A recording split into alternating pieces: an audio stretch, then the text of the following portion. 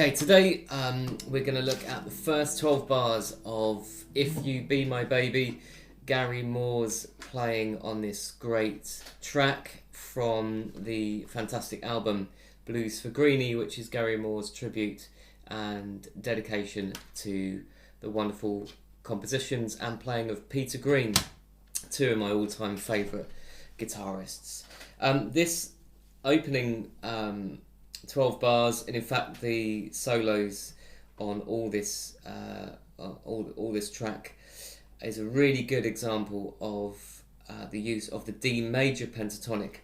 So this blues is a major blues, D7, G7 and A7, they're the chords that are being used, so a major blues as opposed to a minor blues.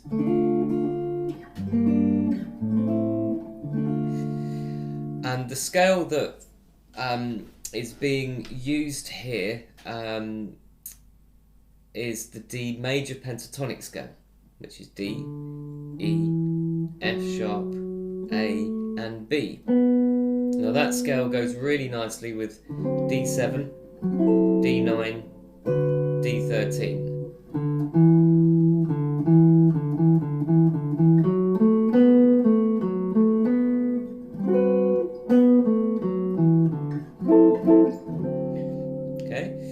You can use minor pentatonic on a major blues. Minor pentatonic has a minor third and a flattened seventh. They're the big differences between the two scales. But players like to outline the sound of the chord. So on D7,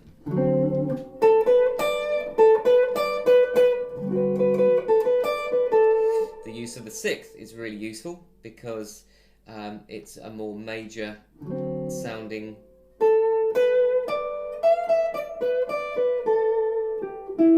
scale. Okay, we're including that sixth. So the solo opens with this triplet idea, and then bar 1, when he plays D7,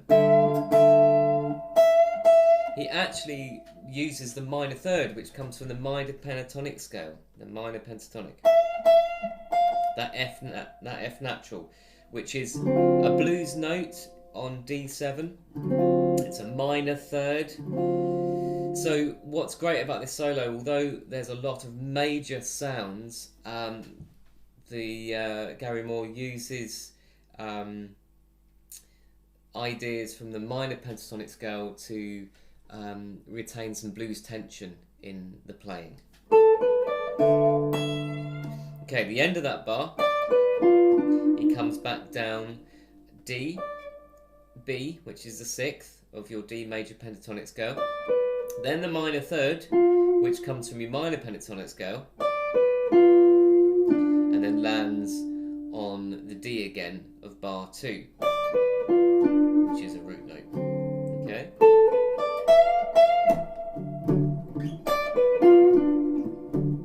So he's combining major and minor ideas here.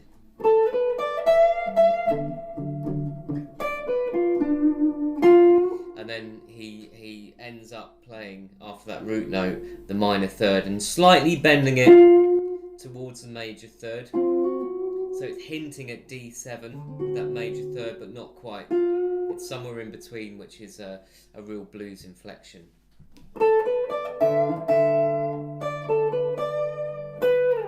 Okay, when he goes plays into the G7 chord 4, this is a great moment of where he knows where he's going to end up. So very often when you're improvising, sometimes it's difficult to remember where you are in the chord progression, or kind of have an idea of the strong notes of the chord that you're targeting. So for a good example, a chord, you can land on a chord tone, so the root, the third, the 5 or the 7th. They're strong notes, and those notes want to be resolved on a strong beat of the bar. So when he goes into G7, he sets it up with this. There's your G7. He plays the 5th, the D, on G7. And then plays the flat 7. So he's playing the 5th of G7 and the flat 7 of G7. So he's really targeting the sound of that G7 chord. So here we go.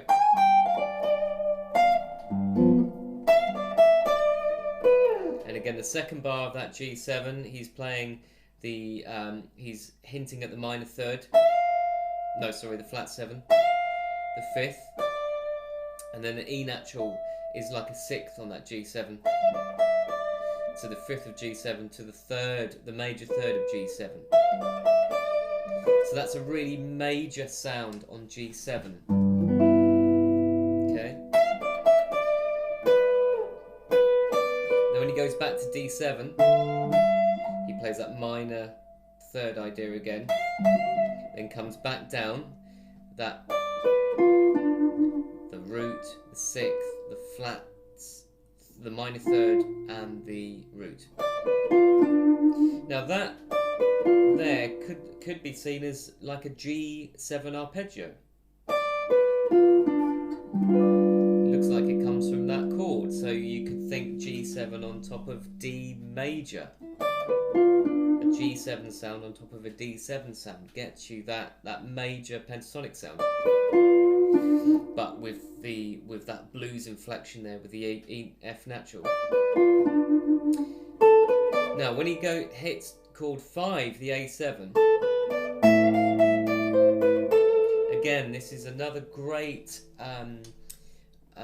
use of chord tones. So he plays the 5th of A7 and bends it up to the F, then back to the 5th just to give it some tension. Then here's the minor 3rd of A7, or okay, you could see it as the minor 3rd or sharp 9.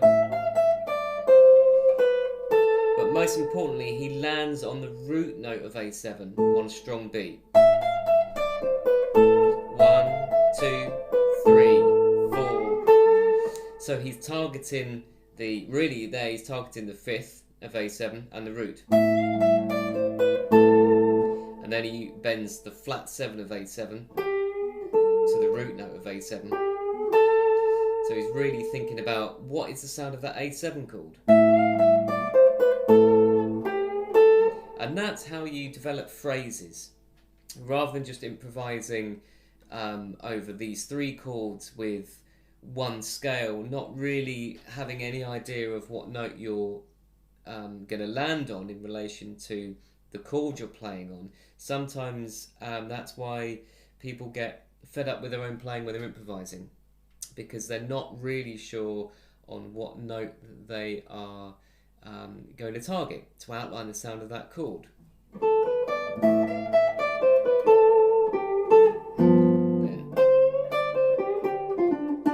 So there you see G7, he plays this lovely line, and then he knows he's going back to D7, so he targets that root note on D7 on on beat 1. And then, so it's from the A7 chord.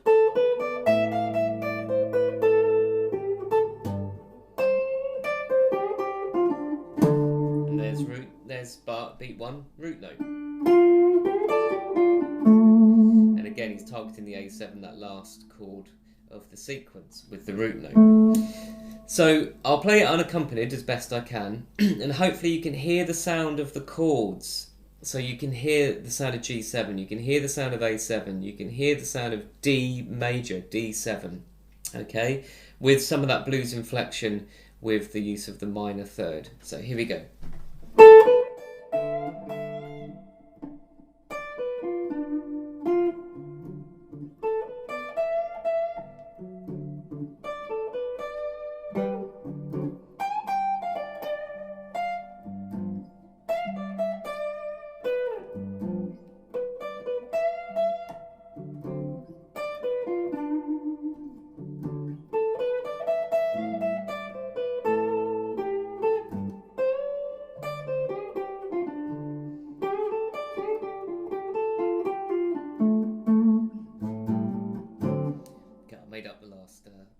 the last 2 bars there. But hopefully you can hear the sound of those chords. So what I'd suggest is learning this solo. I will put a transcription up of this solo at some point on my website. It's just being updated at the moment, so there will be transcriptions available. But have a go transcribing it for yourself, or copying it, or using your ear and playing ideas back. When you're comfortable with the solo, get a backing track in a different key and see if you can transpose it down a tone, up a tone, just by moving the notes down 2 frets or up 2 frets, playing it in a different key. When you're analysing solos, really think about the notes on top of the chord. How is the chord being outlined? What is the sound of that chord? And that will really help you develop your phrases when you come to improvise.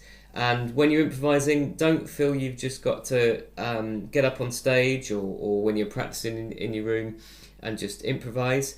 Write some ideas down. Take some of these licks and develop them, make them your own. Put them in a different key. Put your own licks around some of Gary Moore's licks, Peter Green licks, and write a solo out, or record a solo, sing a solo. Something where you're actually doing some preparation before you turn on that backing track and improvise. And you can get a lot more practice done more effectively, I think, by actually writing something out first before you come to improvise or take that solo on a gig. Hopefully that's helpful, and we'll do another transcription soon. Okay, thanks very much.